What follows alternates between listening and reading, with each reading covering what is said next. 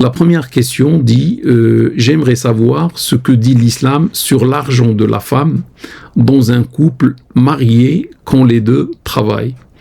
Oui, ça c'est une question récente, mais il y avait une question ancienne. La question ancienne disait que les hommes ici en France, quand la femme travaille, demandent à la femme 50% de son salaire en contrepartie de son travail et demandent aussi à ce qu'elle fasse 80% du travail à l'intérieur de la maison.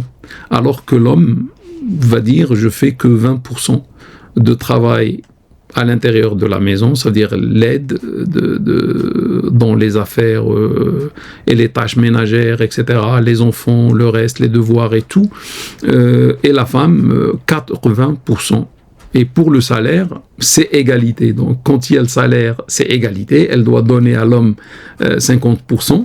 Et lorsqu'il y a l'homme qui doit aider la femme, l'homme va aider avec 20%. Apparemment, moi, je ne savais pas ça. J'ai appris grâce à cette question. Je vais traiter ce sujet, Inch'Allah, dans l'avenir, mais quand même, je dis un mot d'eux aujourd'hui. Sachez que cela n'était pas très connu à l'aube de l'islam. La femme presque ne travaillait pas. Les femmes, il y avait certaines quand même qui travaillaient, mais la majorité des femmes ne travaillaient pas. Donc, elles étaient prises en charge par le mari. Donc, la femme ne travaillait pas. Et du coup, la question ne se pose pas.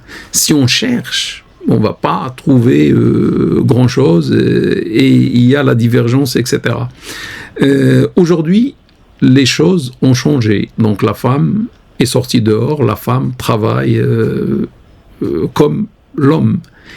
Et il y a certains qui disent, certains gens de science, ou d'aujourd'hui des contemporains, disent elle doit donner à son mari 50%. J'ai trouvé quelqu'un qui a dit 30%. Tout ça, je reviendrai avec argument quand je traiterai ce sujet, Inch'Allah. Il a dit, mais c'est quelqu'un de science, etc., qu'on respecte. Dans le monde musulman, c'est un grand savant qui a dit, il pense que pas 50%, mais 30%. Et il a expliqué pourquoi. En regardant ces avis-là, ceux qui disent 50, celui qui a dit 30, et j'ai fait une petite étude avec des calculs, etc. Et j'ai trouvé que la femme n'est pas tenue de donner 50, la femme n'est pas tenue de donner 30, c'est beaucoup à son mari, et que ça devienne une règle, une loi. Mais j'ai trouvé que si on applique les règles musulmanes, etc., ce que l'islam demande, etc., ça ne va pas dépasser 10%, même pas, peut-être 6, voire 7%, c'est tout. Donc, je vais dire les détails dans l'avenir, mais seulement je veux dire à mon frère qui demande à la sœur 50%, pour moi c'est trop. 30% aussi, c'est trop. Et je vais argumenter que ça ne doit pas dépasser les 10%. Mais est-ce qu'on va mettre au sein du couple des normes comme ça, la femme donne 10, la femme donne 50, la femme, et si elle ne donne pas, elle est dans le tort, etc. Je dis non, il ne faut pas aller jusqu'à ce point-là. Normalement, le foyer doit être basé sur l'amour, sur la fraternité, sur la solidarité, sur l'entente, la miséricorde, etc. C'est ça le foyer en islam.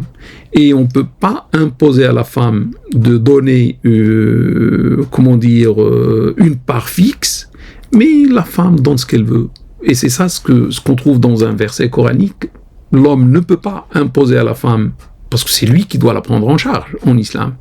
Et du coup, il n'a pas le droit de lui imposer ou de lui prendre ou de faire le chantage, etc.